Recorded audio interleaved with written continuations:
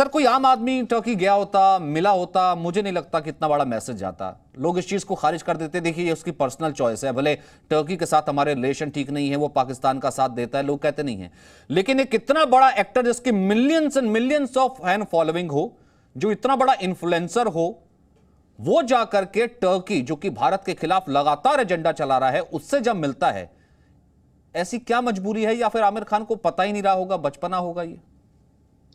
मैं यहाँ पे दो चीज प्रस्तुत करना चाहता हूँ जी। नंबर वन, जो कहा गया है कि उनकी जो मुलाकात एरमीन एर्दोआन से हुई, जो वहाँ की फर्स्ट लेडी हैं, वो एक एनजीओ को लेकर हुई, और वो एनजीओ आमिर खान पानी, it concentrates on water, number one. Number two, आपने जैसे कहा वो सही कहा कि जब आप इतने बड़े इन्फ्लुएंसर हो या एक्टर हो या आपकी आवाज है इस देश में, तो कभी कभी ये बनता है कि आप ये क्लैरिफाई करें अपने सोशल मीडिया अकाउंट पे कि भाई आप गए क्यों और मिले क्यों। अगर वो क्लैरिफाई कर लेते या कर देते तो बात खत्म हो जाती। ये जो चुप्पी है, ये चुप्पी ने और लोगों को नाराज किया है, क्योंकि अगर आप एक देश में गए हैं और वो इसलिए गए हैं अपनी वो फिल्म की शूटिंग के लिए, अब ये देखिए आयरनी, अब इस वजह से इतनी पब्लिसिटी उनकी फिल्म को अब मिली गई है, अब ये प्री पब्लिसिटी हो गई है। पर हाँ, आपने ठीक कहा कि अगर हम अपने देश से किसी और मुल्क जाते हैं और अगर हम उस मुल्क में किसी को मिलते हैं, अगर आम आदमी हो तो फिर कोई परवाह नहीं। पर अगर हमारी कोई रिस्पॉन्सिबिलिटी है, हमारा एक पब्लिक स्टैचर है, पब्लिक फिगर है हम, तो फिर हम पे बनता है कि हम थोड़ी रिस्पॉन्सिबिलिटी के साथ अपना आचरण करें। तो हाँ, मैं समझता हूं कि अगर वो क्लैरिफाई कर देते तो शायद ये इतना हल्ला नहीं मचता, पर उनकी चुप्पी ने इसको और इस आग को और हवा दी है। नहीं, एब्सोल्युटली। आपने कहा कि देखिए अब ये पब्लिसिटी हो गई, मैं फिर क्या ऐसे मानूं Advaita Kala, when it comes to films, जब फिल्म की बात आती है तो वो सब बातें, एंडोर्समेंट, नेशन फर्स्ट, सब पीछे रह जाता है? क्योंकि ऐसा ही एक बयान आमिर खान का सामने आया था जब उन्होंने कहा था कि असहिष्णुता बढ़ गई है, किरण ने कहा है बच्चों के साथ डर लगता है, मैं वो बाइट भी सुनवाऊंगा। हाँ। और उसके बाद जब ये दूसरा वाक्य आता है, आप देख रहे हैं सुबह से लेकर शाम तक उनकी आने वाली फिल्म ही ट्रेंड कर रही है। हार्डली मैटर्स कि वो मुलाकात किससे की है, वो भारत का दुश्मन है कि नहीं है। यानी कि फिल्म फर्स्ट, पब्लिसिटी फर्स्ट, ये डबल स्टैंडर्ड है क्या? अद्विता काला जी, आप थोड़ा सवाल फिर से दोहरा सकते हैं? अद्विता काला, क्या ये बॉलीवुड का डबल स्टैंडर्ड है कि जब फिल्म की बात आती है पब्लिसिटी के लिए सब जायज है, और जो बाकी कुछ किया जाता है वो सिर्फ लिप एक्सरसाइज होती है? देखिए, अगर आप आमिर खान की खुद की विचारधारा को देखेंगे तो आपको पता चलेगा कि ये पास्ट में इन्होंने एक चिट्ठी भी लिखी थी अमेरिका को कि वो वीजा ना दें प्राइम मिनिस्टर मोदी को। और फिर बाद में जब प्रधानमंत्री बने मोदी जी, तब उसके बाद आमिर खान जी उनसे मुलाकात भी की और काफी फोटो जारी हुई और उन्होंने समय भी बताया उनके साथ।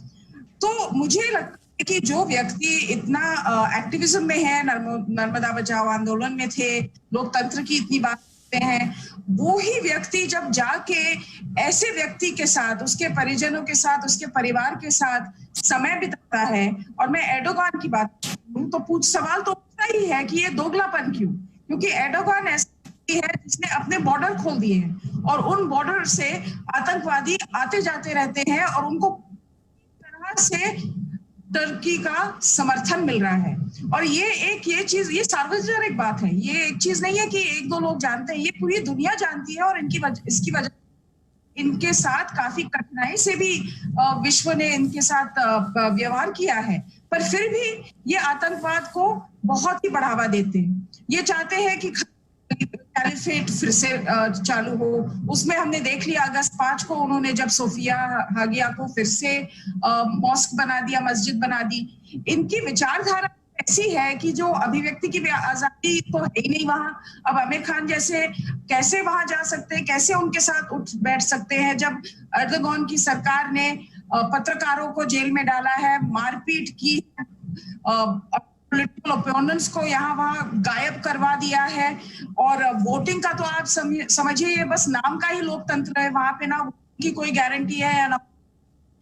ऐसे व्यक्ति के साथ जो आमिर खान ने जो कहा कि उनके आदर्श इतने ऊंचे आदर्श थे और इतनी वो लोकतंत्र के लिए खड़े होते थे, वो ऐसे व्यक्ति के साथ अपनी निजी बेहतरी के लिए ऐसे कैसे उठ बैठ सकते हैं? और ऐसा देश जो पाकिस्तान के साथ खड़ा रहता है, जो इंडिया को गलत सलत कहता रहता है, बायलैटरली ही नहीं पर वर्ल्ड स्टेज पे भी ये इंडिया की निंदा करता है, तो भारतीय होकर आमिर खान एर्दोगान के साथ ऐसे कैसे संबंध बना सकते हैं और फिर उनका प्रचार कर सकते हैं?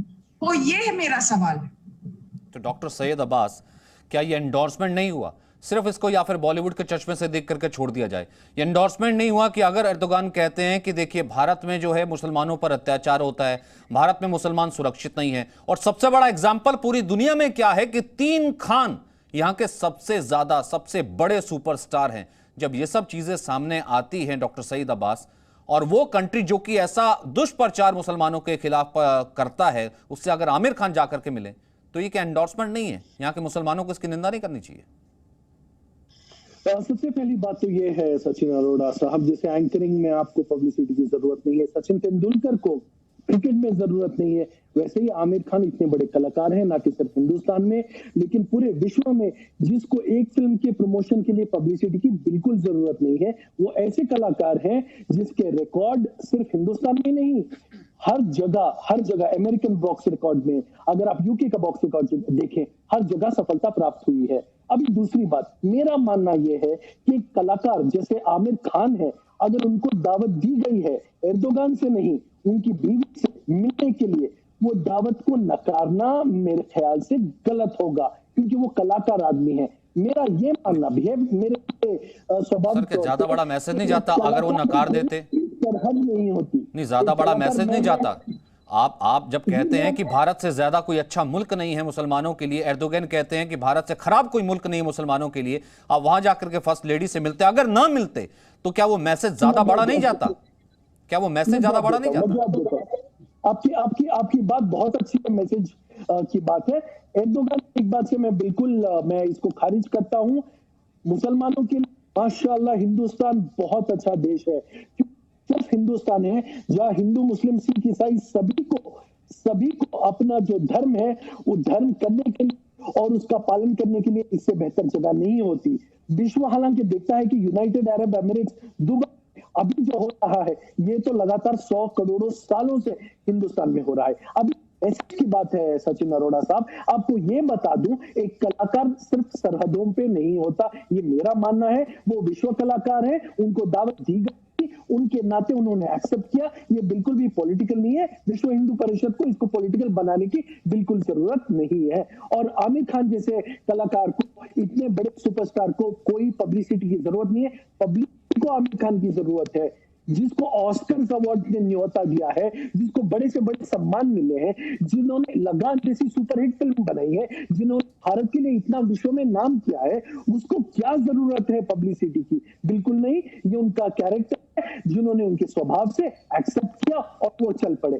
तो मैं समझता हूँ इस बात का बतंगड़ नहीं बनाना चाहिए और हमें आमिर खान को पूरी समर्थन देनी चाहिए। क्या सिर्फ इतने भर से क्लीन चिट देनी चाहिए? लेकिन पब्लिसिटी तो मिली ना मयंक शेखर, पब्लिसिटी तो मिली ना। Sometimes bad publicity is a good publicity.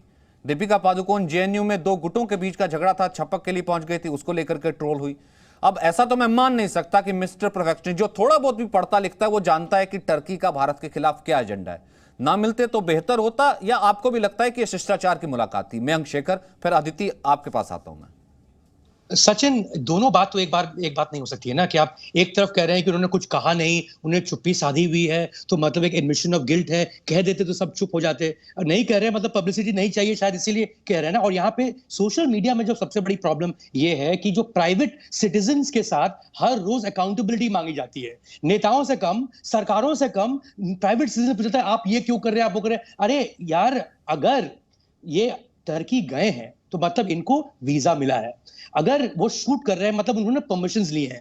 अगर भारत सरकार का डिप्लोमेटिक रिलेशनशिप टर्की के साथ है तभी उनको वीजा मिला होगा। अगर वहां पे आपको कोई प्रॉब्लम नहीं है तो एक प्राइवेट सिटीजन, एक हेड ऑफ स्टेट से वहां मिलने जाए जहां पे वो काम कर रहा हो, वो उसमें आपको क्या प्रॉब्लम हो सकता है? At the end of the day वो खुद पर्सनली जिससे मिलना चाहें वो मिल सकते हैं, वो अकाउंटेबल नहीं है सोशल मीडिया को। और अब सोशल मीडिया और टेलीविजन में भी कोई खास अंतर नहीं बढ़ गया है। हम उनसे मांगते हैं जवाब जो वो अपनी निजी जिंदगी जी रहे हो, और उनसे नहीं मांगते हैं जवाब जिनको हमने पावर पर रखा है, जिनको हमने सरकारें दी हैं चलाने के लिए।